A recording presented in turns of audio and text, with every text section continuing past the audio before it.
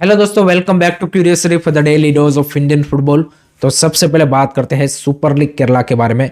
तो as we know season 1 just अभी last month November में ही खत्म हुआ है, लेकिन जो ऑर्गेनाइजर्स है वो ऑलरेडी सीजन 2 की प्लानिंग स्टार्ट कर चुके हैं। उनके जो एसएलके के सीईओ है जोसेफ, उन्होंने रिसेंटली अपने इंटरव्यू में सीजन 2 में क्या क्या वो बड़े चेंजेस करने वाले हैं उसके बारे में बातचीत की है। तो सबसे बड़ा पहला चेंज वो करेंगे कि 2 नई टीमों को ऐड करेंगे, यानी कि सीजन 2 में आपको 8 टीमों के साथ सुपर लीग केरला होता हुआ दिखेगा।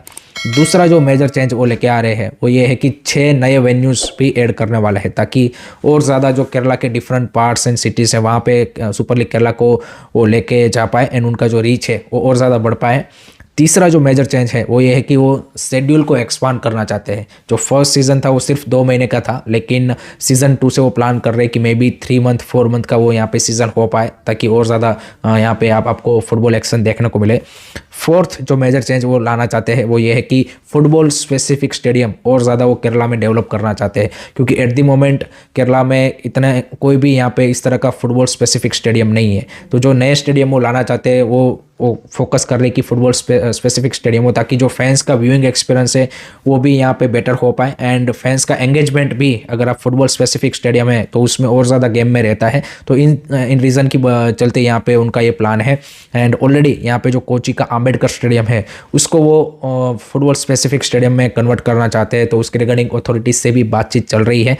अनदर चेंज जो वो लेके आना चाहते हैं वो लाना चाहते हैं कि वुमेंस एंड चिल्ड्रन के लिए स्पेशल फुटबॉल में स्टेडियम में यहाँ पे स्टैंड बनाना चाहते हैं। तो दिस आर दी चेंजेस जो कि एट द मोमेंट ऑर्गेनाइजर्स की ओर से प्लान किए जा रहे हैं। This are the good changes I would say, but इसमें से एग्जीक्यूशन कितनी चीज़ों का होता है वो ज़्यादा मैटर करेगा, क्योंकि सीजन 1 जब स्टार्ट होने वाला था उससे पहले भी उन्होंने काफ़ी बड़े बड़े अनाउंसमेंट किए थे, बट उस तरह से वो यहाँ पे उनको एग्जीक्यूट नहीं कर पाए थे। तो वो जस्ट फर्स्ट सीजन था। लेट होप सो ये सीजन 2 में उनको और ज़्यादा मतलब आइडिया भी मिला होगा कि भाई कौन कौन से एरियाज़ में हमें इंप्रूवमेंट करने की ज़रूरत है, क्या क्या चीज़ें करने की ज़रूरत है।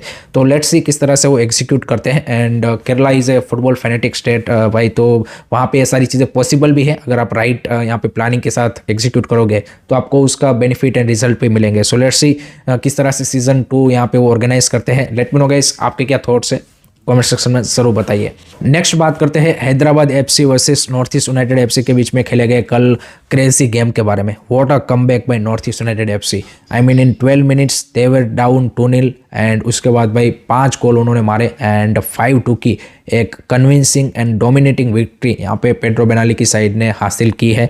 So it was a great game. अगर मैच की बात करें तो हैदराबाद एफसी को भाई ड्रीम स्टार्ट मिला था। इन जस्ट 12 मिनट कोरिया ने भाई उनको 2 बेहतरीन गोल मार के दिए थे एंड लग रहा था कि भाई कुछ अनएक्सपेक्टेड यहाँ पे वो इस मैच से रिजल्ट निकाल सकते हैं। एंड नो डाउट उस दोनों गोल में दिनेश सिंह की कहीं ना की गलती थी। He should have defended well and first goal में मैं बोलूँगा कि गुरमीत सिंह भी बेटर कर सकते थे, वहाँ पे उस शॉट को स्टॉप कर सकते थे, but both the goal were brilliant by Korea. लेकिन उसके बाद जिस तरह से नॉर्थ ईस्ट ने रिस्पॉन्स किया, I think that was a brilliant response from North East side. वो जो गुलेरमो का 18वीं मिनट पे गोल आया, that was a great goal. No doubt Jithin ने यहाँ पे शॉट लिया था, ब्लॉक हुआ एंड एवरीथिंग हुआ, but it was a great goal.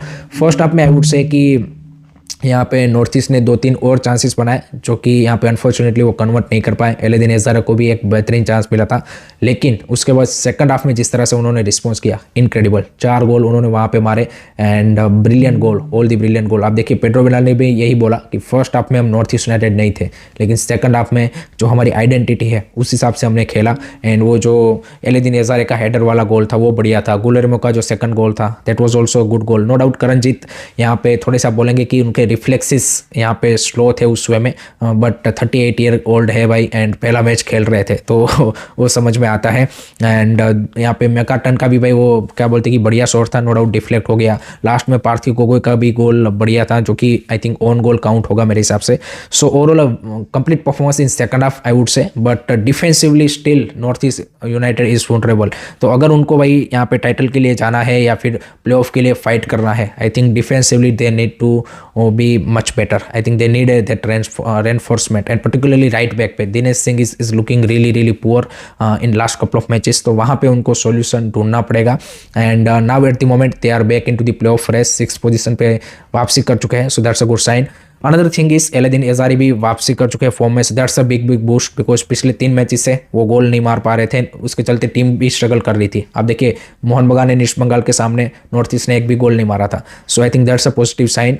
And यहाँ पे Alaaeddine Ajaraie becomes the first ever ISL player कि जिन्होंने भाई लगातार 3 player of the month award जीते हैं, सितंबर, अक्टूबर एंड नवंबर। So that's a great thing. Guillermo भी भाई मेरे को काफ़ी ज़्यादा इंप्रेसिव लगे, his work rate, his positioning in the box is absolutely brilliant. So overall a complete performance.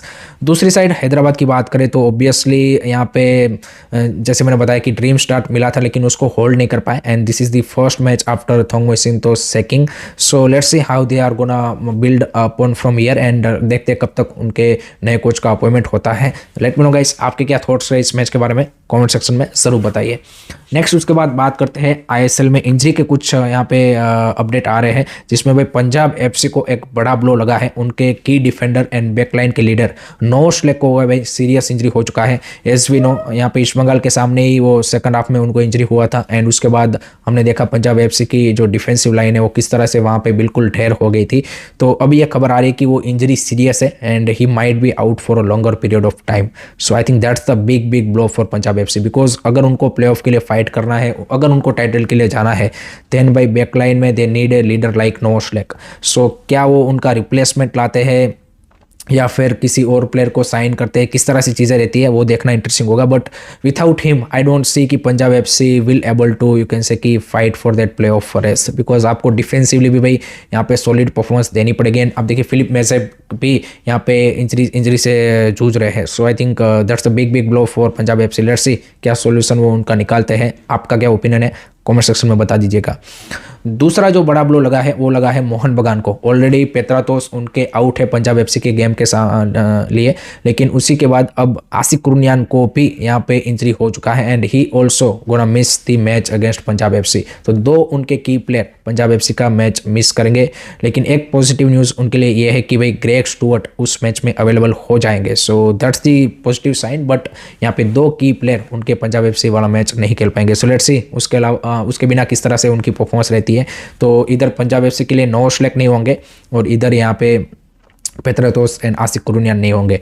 Last में बात करते हैं वुमेन्स नेशनल फुटबॉल चैंपियनशिप के फाइनल के बारे में, जो कि कल खेला गया and Manipur again won the national football championship 23rd time guys. 29th edition ये था, तो 29 में से 23rd टाइम मणिपुर चैंपियन बना है नेशनल फुटबॉल चैंपियनशिप का, एंड ओडिशा को उन्होंने फाइनल में 1-0 से हराया। सो दैट शोज कि वे Manipur not only on men's football but women's football में भी उनका यहाँ पे पूरे इंडिया में डोमिनेंस चल रहा है, जिस तरह से वहाँ से प्लेयर प्रोड्यूस होकर आ रहे हैं और नेशनल लेवल पे जिस तरह से उनकी परफॉर्मेंस आ रही है। So congratulation to Manipur. So that's it from my side guys regarding today's Indian football news. I hope कि आपको वीडियो पसंद आया होगा। Keep supporting Indian football, don't forget to like share and subscribe जय हिंद, जय भारत।